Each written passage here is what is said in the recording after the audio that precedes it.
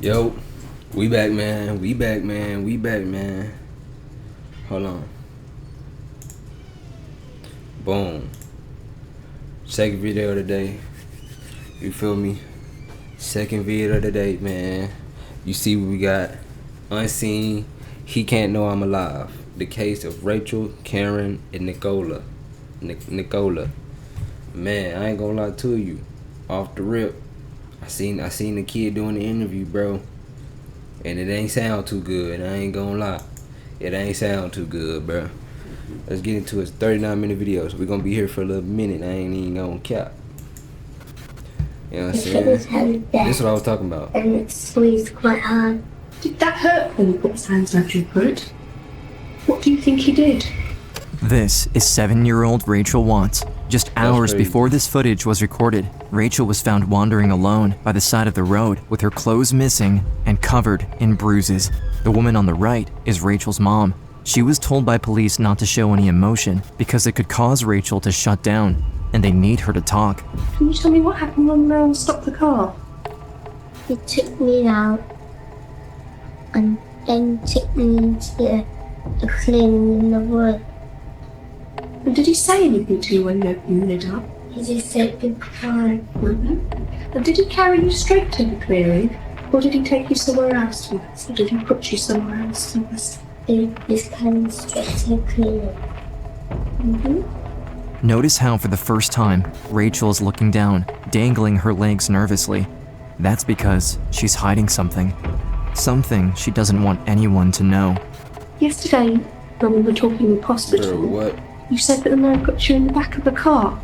Do you know that? Did the man touch you at all? Lock that up. For the first time, Rachael's mom is hearing the details of what happened to her daughter, which makes keeping calm incredibly difficult. Rachael, however, is too terrified to I ain't gonna lie, the mom a soldier, bro.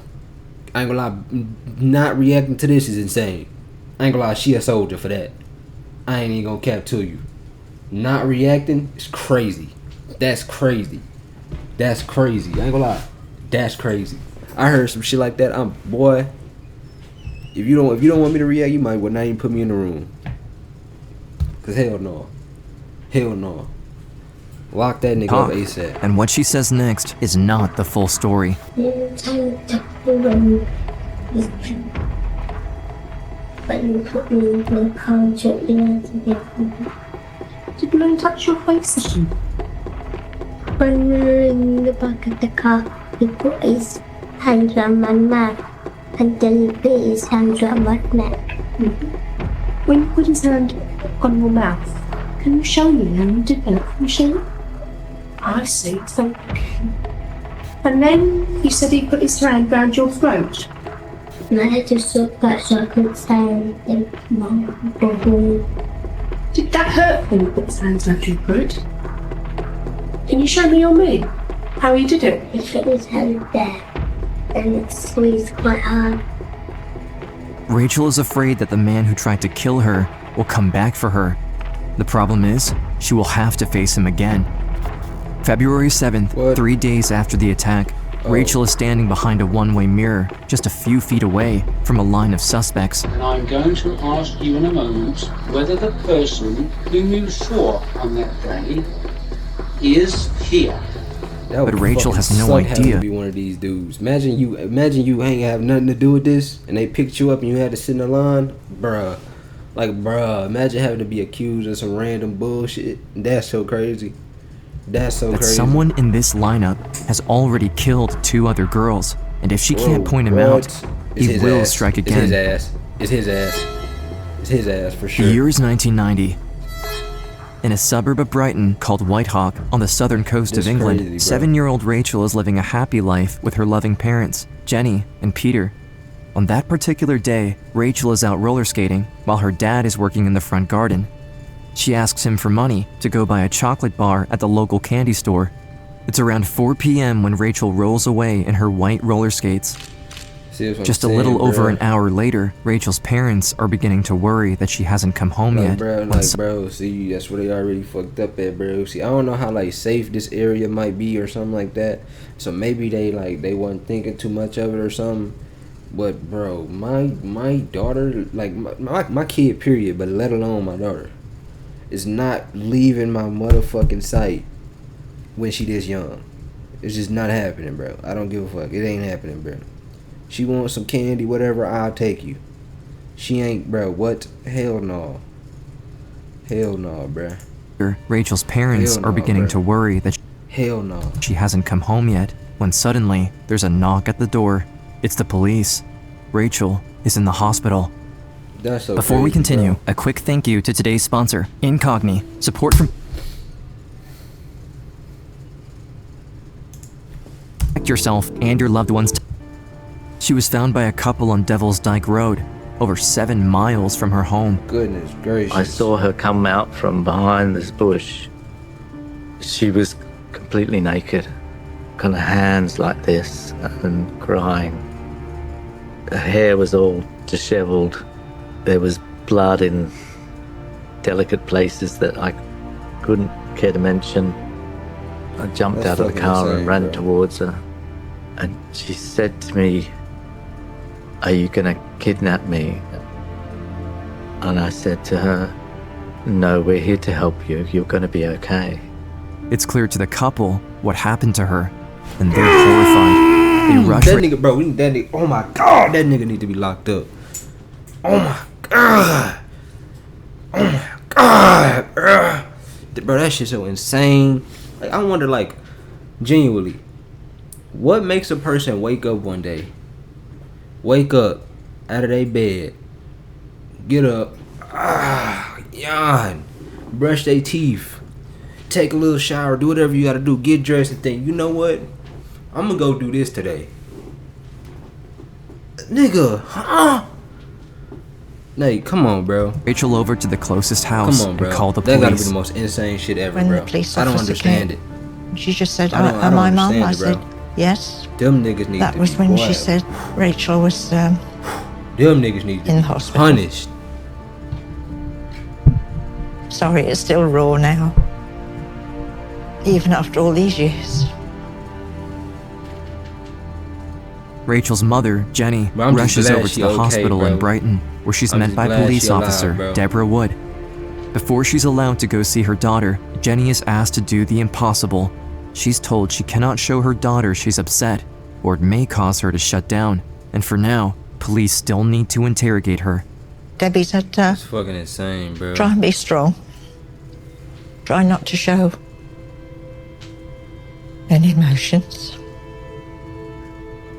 Oh, this the parents. Okay. She was sitting in bed with a colouring book.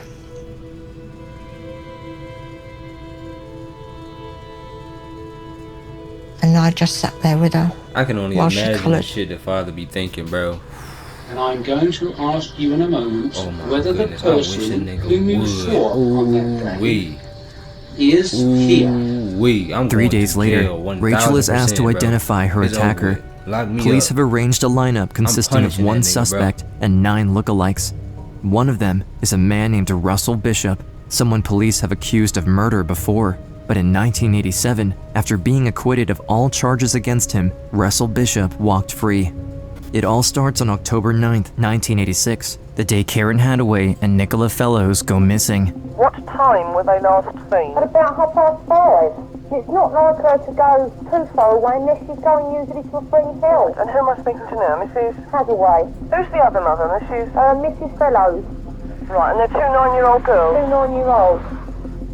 Over 150 police officers and neighbors of the families have been searching the large wooded area near the girls' homes. But after nearly 24 hours with no sign of them, people are beginning to lose hope they'll be found alive. The story gains national attention, and Karen and Nicola's parents go on television to ask the public for help. Did she ever run away from home before? Oh, she hadn't. So you don't think that they just run away for fun? No, if they are, they're up to something mischief, but what I can't think. Just gone. And Nikki, This shit fucking both. insane. The only way they've gone is if someone's picked them up. come home, darling, please. Daddy's not going to tell you off. Just come home, please, now. It's 4 p.m., October 10th. Police officer Paul Smith is walking towards Wild Park, just a few streets down from where the two girls live, when he has the strangest encounter. I was doing house-to-house inquiries, and as a result of a radio message, I went across to the other side of the road, which is Wild Park. This voice behind sort of shouted, "Oi, what are you doing?" The voice is that of Russell Bishop. Russell lives in Molescombe and is close to the families of the two girls. He's part of the search efforts and has been walking around with his dog. And he said to me, "We've been tracking all day, but it's getting late now and we're going to give up." So I said to him, no, we've got to keep looking. And he said, "Well, if I find them and they're dead, I'll get nicked, won't I?" And it was quite strange. I mean, why did he say that? Like, why would you? What made him say that? Well, what do you mean, bro? Bishop is known by the police for his petty criminal history, car theft, shoplifting. Everyone around the estate considers him to be a bit of a joke, but his comment doesn't go unnoticed. As the men are walking back into Jeffrey Wild Dahmer Park, too. they hear That's two crazy. boys screaming the words, "We found them! We found them!" Russell Bishop runs off toward the voice, faster than Officer Paul Smith can catch up. I said to Bishop, "Look, you keep them away from the girls and you keep away from the girls." I was right behind him, and I got there and stepped between him and the two girls. They were there as if they were sunbathing. Nicola Fellows was on her back with one knee up, and Karen Hadaway was laying on her stomach with her arm round as if she was asleep. They were arranged like that. I went across to them and I took their pulse, and sorry, it still gets me. I took their pulse and they were stone cold dead, like pieces of marble. R.I.P. them fucking girls. One of the police officers come and told me that, yes, she's been found. And I said, "Oh, great, you know," and I said, "Has anything happened to her?" Saddest day of my life. That I lost my daughter. I was actually in the park and they were found. And when I see the tapes come out, I just knew that something bad. You know, I just collapsed on a heap on the floor. The worst thing I ever had to do in my life was go down and identify her.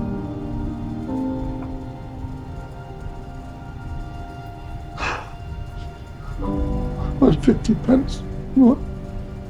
So that she pocketed me, darling. I had to walk away. The crime has a devastating effect on the community. Everyone is terrified for their own children. Detectives interview over 10,000 people in what will become the largest murder hunt in Sussex. One name keeps coming up. Russell Bishop was always a person of interest. Everybody was saying, "Why is he doing this? Why has he done that?" Bishop is known to both families, so the girls knew him very well, which means it wouldn't have been hard for Bishop to convince them to follow him into the woods. There were multiple sightings of Russell Bishop in and around the area at the time the girls went missing. What's more, one witness says they saw Bishop wearing a blue sweatshirt that night. The description matches that of a blue sweatshirt, which was found discarded on a trail close to where the bodies were found. And that trail leads to Russell Bishop's house. On the blue sweatshirt, there were ivy spores that were consistent with where the girls had been found, but inconsistent with where it had been dumped. There were traces of fibres from the girls' clothing on the sweatshirt.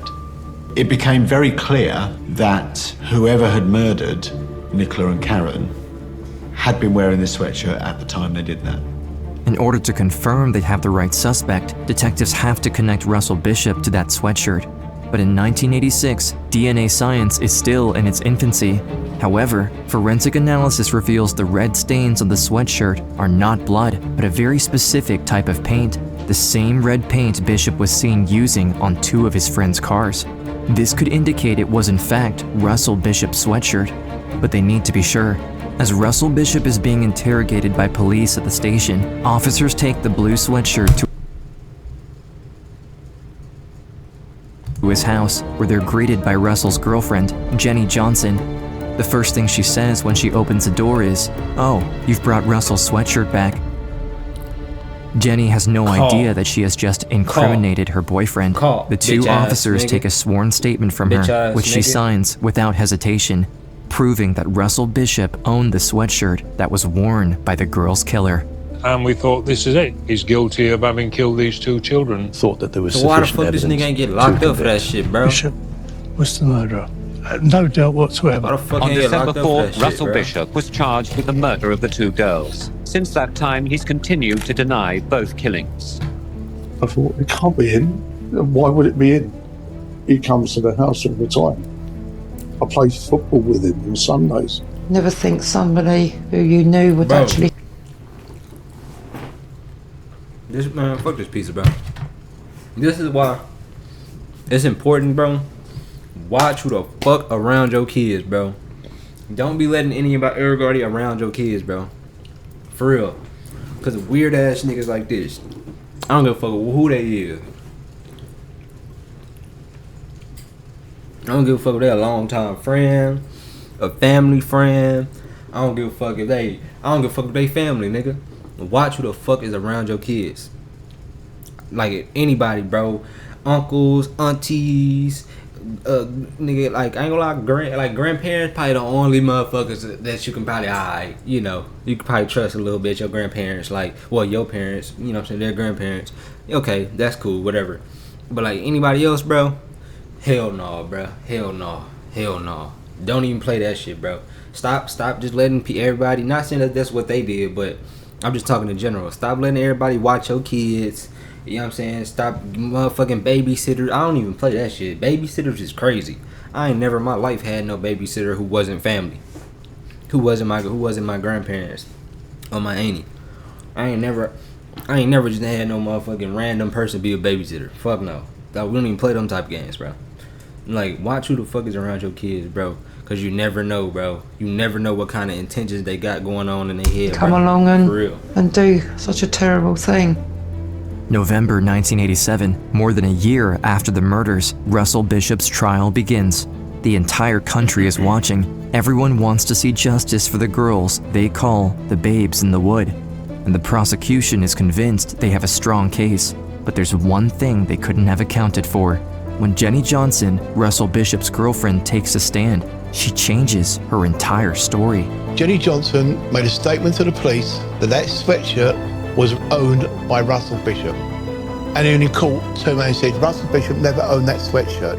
She said to the court. But they gotta stop letting people do that shit, bro. I don't understand why they be just letting people do that shit. And knowing goddamn where they lying, bro. We know they lying, you know they lying, they know they lying, they know that we know they lying, bro. Everybody know they lying, bro. Like, stop letting people just go up there and just switch shit.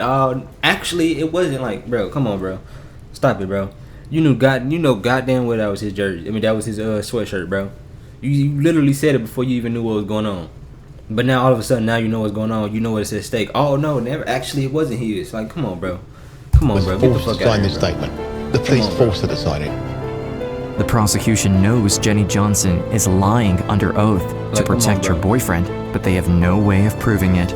Because the blue sweatshirt can no longer be linked to Bishop, the defense argues that almost anyone could have killed the two girls. Bro, the case falls apart. After 4 weeks of trial, the jury is asked to deliberate. Fucking lawyers suck ass. The man who had been accused of murdering... Them lawyers suck ass cheeks, my nigga. Whoever was the motherfuckers going against him, them niggas suck. I ain't gonna lie, them niggas suck, bro. Them niggas, they need to lose their jobs. They fucking suck. Like, bro, it's so obvious that was that nigga that did that shit. Literally so obvious. Like, they fucking suck, bro. Two schoolgirls from Brighton has been found not guilty. Not guilty, Yay! Everyone was just stunned. What could possibly have gone wrong? This nigga. We knew that it was Bishop. Everybody knew that it was Bishop, yet he'd walked free. In 1987, there's a law called double jeopardy, which states that a person cannot be tried twice for the same crime. Once acquitted, Russell Bishop can never be tried again for the murders of those two little girls, even if police could find irrefutable proof that he is the killer. As Bishop leaves the courtroom, he puts his hands in the air and shouts, "I'm innocent." He then rushes through the line of reporters to go celebrate at the pub across from the courthouse with his brothers and his girlfriend. The Hadaway and the Fellows families are devastated. They know they will Why, never fuck see that justice nigga for Karen up, and boy. Nicola. Oh You my feel like everyone's laughing at boy. you. Oh my. You know? Ooh, You feel like they're looking at you and thinking that those little girls' lives were worthless.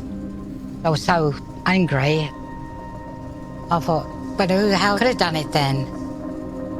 It's less than 4 months since Russell Bishop was cleared of murdering Karen Hadaway and Nicola Fellows. Since the trial, Russell Bishop has been trying to readjust to family life. As months pass, a wrongfully accused Russell Bishop takes the spotlight while the country forgets about the real victims. The Sussex police are convinced that Russell Bishop is guilty and that they had the right man. But with the double jeopardy law, there's no use in them continuing the investigation. This angers the public, and everyone is demanding answers. The parents of Nicola and Karen are determined that the case shouldn't be dropped. There's 2 little girls in a cemetery up in Brighton, and if only for them, we've got to get to the bottom of it. 50 people set off in a march from Brighton's Wild Park. As part of the protest, a petition was handed to the police calling for the case to be reopened. I'm adamant that my daughter's killer should be found. I won't rest till this man or people are brought to justice. August 19th, 1989. The parents organize a march to force Sussex police to reopen the case. Among those who participate in the protest is Russell Bishop. I suppose some people might be surprised This bitch ass nigga, bro. You got me fucking my shit up, bro. This bitch ass nigga, bro. You're now linking up with the parents of the 2 murdered schoolgirls, having been accused yourself of their murder. People are very surprised. People keep asking me why do I keep on and on and on. The fact is I want to see this case reopened. My name isn't cleared until someone else has brought to justice the real person. Everybody that knew anything about the case was sickened by seeing him behave like that. If he had any sense of decency, he would have shut himself away, but he had to put himself front and centre. Everyone can see that Russell Bishop is using the protest, organized by the families of the victims, as a platform to improve his public image. Seeing the smirking Russell Bishop, seeing the parents of the kids who had been murdered and knew that Bishop had done it, it was horrific. After his acquittal, Bishop received £15,000 from the tabloid News of the World to publish his version of the story as a victim of this miscarriage of justice.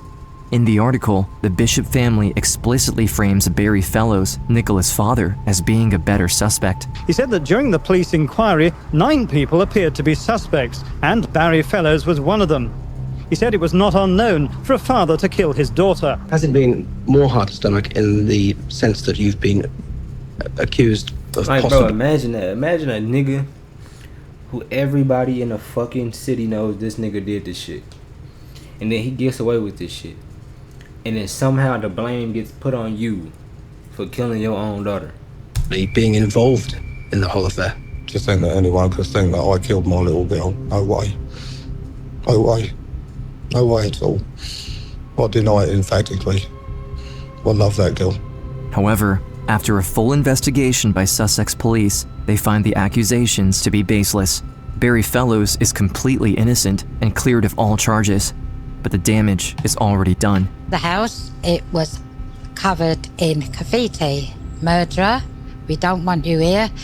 Get away. That shit's fucking insane, Despicable bro. people.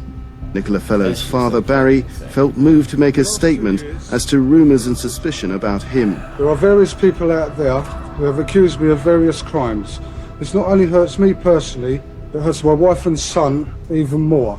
Russell Bishop got what he wanted. He's no longer the villain of his community. And on February 2nd, 1990, the Sussex police send Bishop a letter confirming that the case of the babes in the wood is officially closed, which means someone has gotten away with murder. Look at this nigga, bro. February 4th, 1990, 2 days after Bishop receives that letter, is the day 7-year-old Rachael is kidnapped. We're just going to talk about what we talked about yesterday at the hospital, okay? Come on. Yeah. Why would she say that? At around 4 You gotta lie, p.m., bro. Rachel is You out just roller gotta lie, bro. I skating ain't gonna lie. while her I dad ain't is gonna lie. working. I ain't gonna lie. You just gotta lie, bro. Hell no, that bitch ain't gonna lie, that bitch ain't worked in like 3 years again. Ain't like, you just gotta lie, bro. You gotta in the lie, garden. bro. I'm sorry, It was bro. really sunny. It was really warm. She probably ain't even allowed to, but shit. My dad gave me You a gotta do what you pound gotta do, bro. to go to the local do what you gotta sweet do, shop, bro. but because we'd been living there not very long, I got lost. What did you want to buy? Food to the van. Trickster and Mother. Did Daddy say anything to you? What's he say? Be careful. I saw a man, Like, why you even letting your and daughter he was go fixing out his car, like by herself? Like, and my dad's a mechanic.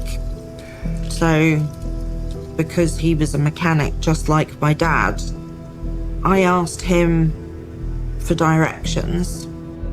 Rachael has no time to react. Without a word, the man snatches her off the street and throws her in the trunk of his car. Then the car speeds off. Rachael is terrified, but her mind remains sharp. She looks around the trunk, illuminated by the brake lights, and finds a can of WD-40 and a hammer. She starts hammering on the lid of the trunk as loud as she can, screaming at the top of her lungs.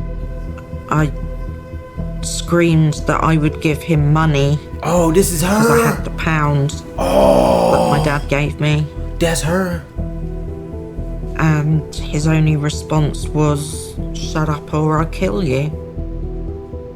She then starts to untie her roller skates and takes them off because she knows that without them, she stands a better chance of running away once the man opens the trunk. Can you tell me what happened when the man stopped the car? He took me out and then took me into the clearing in the wood. And did he carry you straight to the clearing? Or did he take you somewhere else first? Or did he put you somewhere else first? He just came straight to the clearing.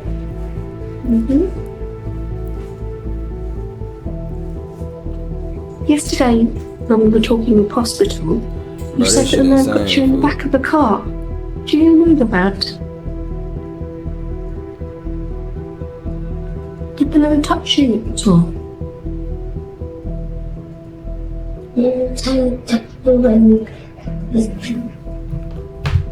But you put me in the car and took me out again. With her mom sitting next to her in the interrogation room, Rachael omits parts of the story. She says nothing about what happened in the back seat of the car. And to investigators, it means she doesn't remember. I have a big secret. It's been in my head for the last 30-odd years. Everybody believed that he strangled me before he sexually assaulted me. I don't know whether I knew at the time. I do know the reason why I didn't talk to my parents and tell them about it earlier was because I was ashamed. When we got to Devil's Dyke, he took me out and threw me on the back seat. He told me to take off all my clothes, and I just complied. I was conscious when he sexually assaulted me. The man then puts his hands around her throat. Rachael can't breathe, but before she can say anything, she blacks out. He then carries Rachael into the woods and abandons her, convinced that she's dead. When she comes to, Rachael is alone and unable to stand. She fumbles her way out of the bushes, but she's dizzy and keeps falling over. I just remember it being really cold and knowing that I had to find help. I saw some headlights. My first thought was that it was him again and that he was here to finish me off. But she quickly realizes that if she doesn't approach those headlights, she's going to freeze to death. When she finally sees a shape in the dark, it's a young couple offering a blanket and their help. After being admitted to the hospital, Rachael is reunited with her mom. I was worried that she'd be cross because I'd lost my brand new jumper. That's what I was afraid of. Rachael just didn't want to go to bed when she came home. And I remember Rachael was sitting on the sofa picking the thorns out of her feet. It just doesn't bear thinking about. As a father, you think that you can protect your family, your children, but you can't. And you can't blame anybody except yourself, because that's what you're there for as a parent, isn't it? You bring them up, you protect them, and you failed.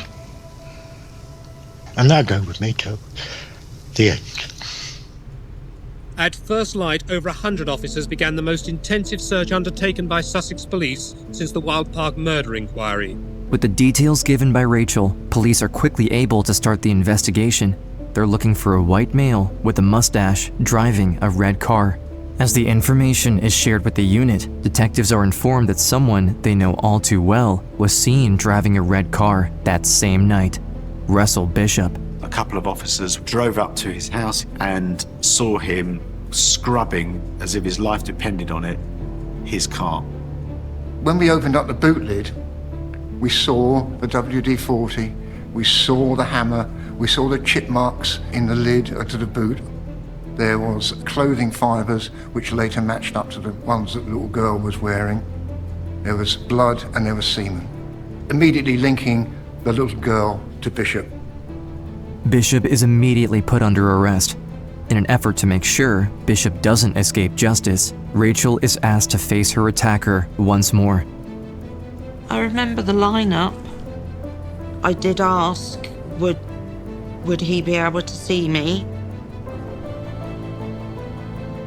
And I'm going to ask you in a moment to look through the window at the line of men who are sitting there.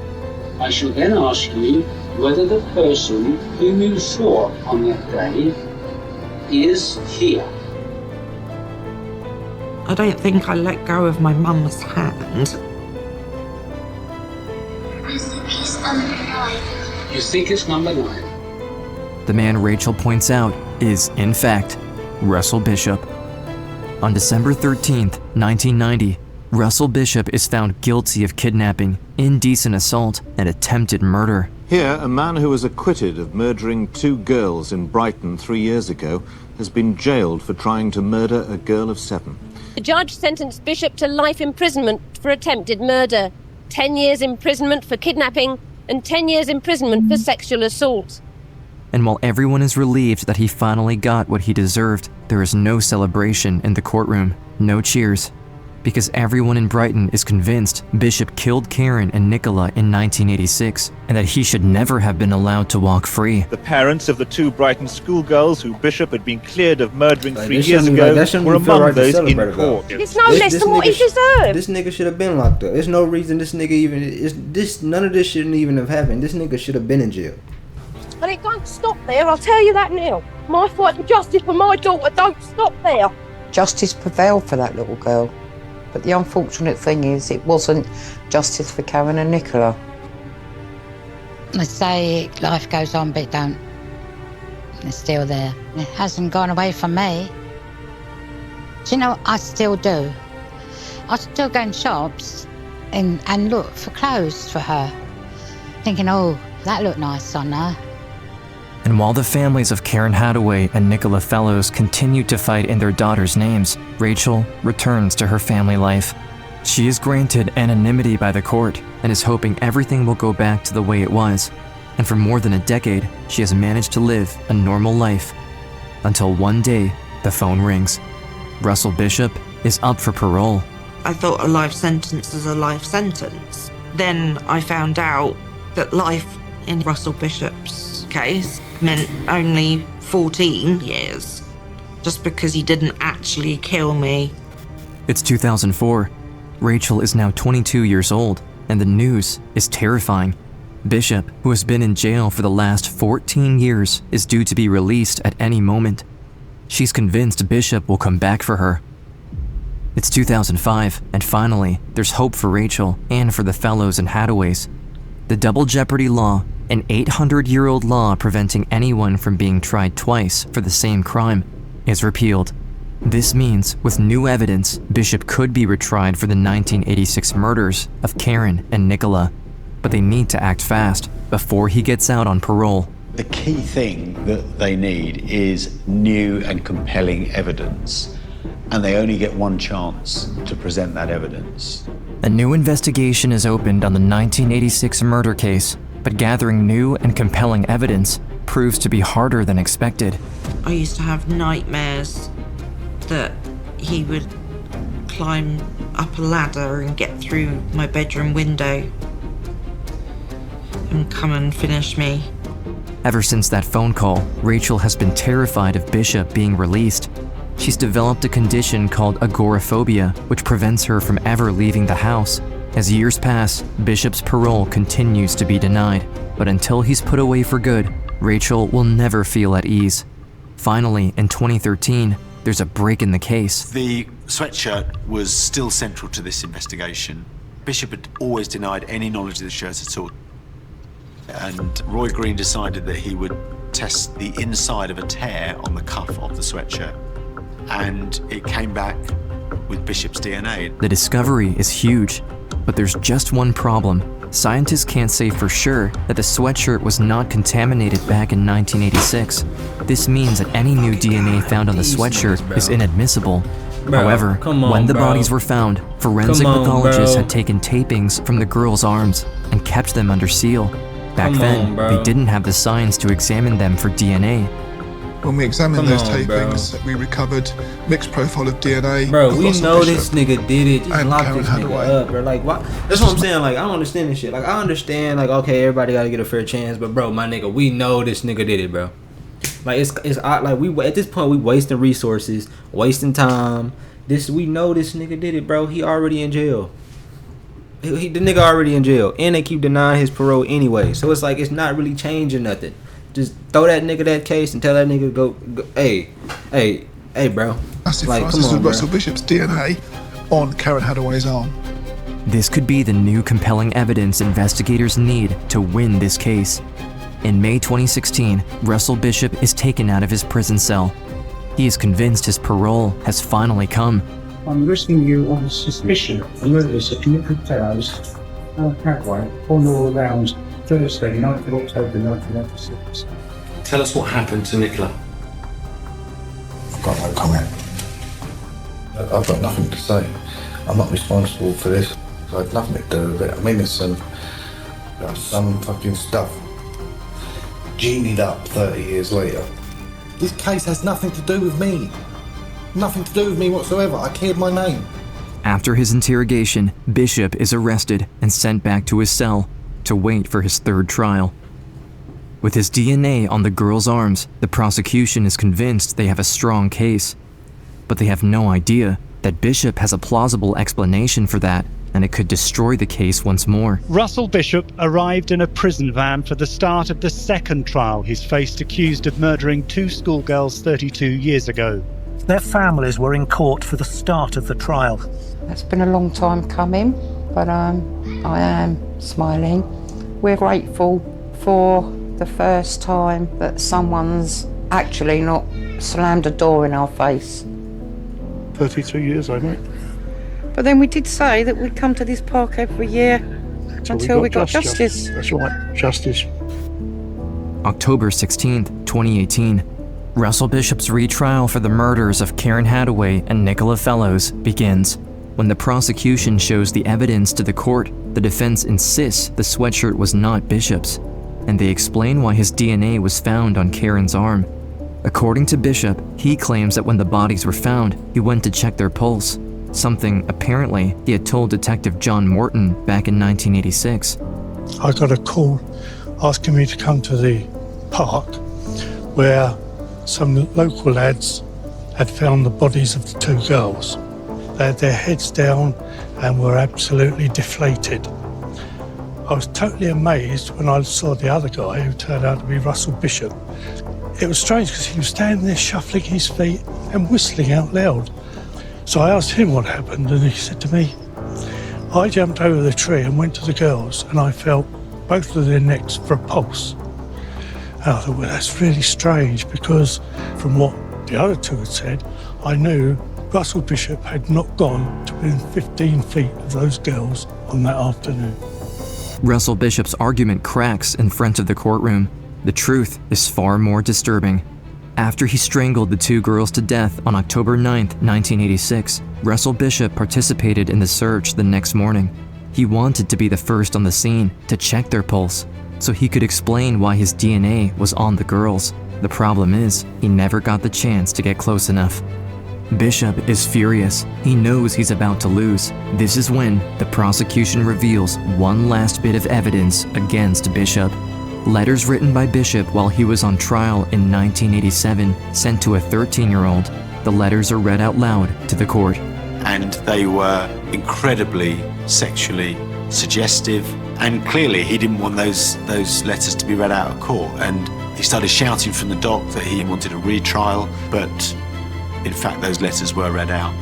On December 10th at 12:30 p.m., the jury is sent out to deliberate. In less than 2 hours, they come back with a verdict. A convicted paedophile has been found guilty of murdering 2 schoolgirls found strangled and sexually assaulted near Brighton 32 years ago.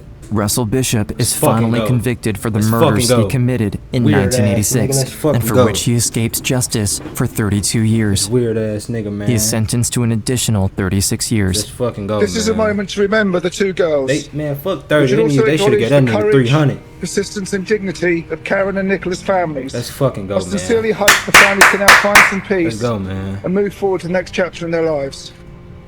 I said that I'd never stop fighting for justice. Yes, and now them little girls can rest in peace. R.I.P. those girls. I used to go into the bedroom where her stuff was in the chest. When I opened the chest and all her stuff was there, and I can just smell her. When the court case finished and we got the verdict, I said, well, now she can go to her angel bed and go to sleep. She hasn't got to worry about anything now. And I know she's around. You can't see her and you can't feel her, but she's there in spirit. If I could have a wish come true, a dream that come to pass, I'd ask to spend a day with you and pray that it would last. I'd run to you and hold you close. We'd laugh and smile again. We would talk about the old times and see how we've both been. My wish go ungranted, but it always will be true. I trade many of my tomorrows for one yesterday with you. Since the trial, Rachael has been on a journey to get back control of her life. She has built a beautiful family with her loving husband. The reason I fell in love with Jay, he made me realise what it was to actually be loved, and he made sure that I felt it. Shout out bro right there, man. I had my Shout first out her daughter husband, when I Okay. had just turned 22. She's turned out to be absolutely beautiful. All my children have. I'm very proud of each of them. I'm hoping by telling my story, I will be able to put myself back in the now. I don't want to stay a prisoner of my past. And I'm hoping that I can stop hiding. I want to be able to go out and spend time with my family and have dates with my husband and go to a pub and sit in a beer garden in the sunshine. I'm willing to do whatever it takes. I'm still here. And I've still got a fighting chance.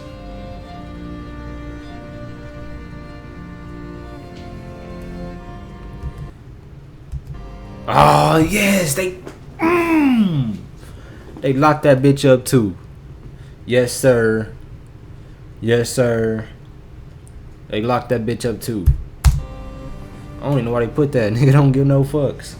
Good. Good. That's it then. That was very good. Right. The time's now 2. That's crazy, bro. That shit crazy, bro. That shit crazy, bro. I'm glad that bitch got locked up too for that line she did. Cause she the reason that she did this. She the reason this shit happened with the next girl. She literally the reason. If she would have never got on the in that courtroom and said that shit, that nigga would have been locked up for that shit a long time ago. It's her fault. That she really low-key should have got longer than 6 years. Low-key, she should have got longer than that shit. She should have got longer than that shit. That shit crazy, bro. Like, that's... Rest in peace to those girls, man. That shit crazy, bro. Hey, man. I'm gonna catch y'all next video, man. Hey, bro. I'm glad that nigga got what he deserved, bro. It should have never took that long.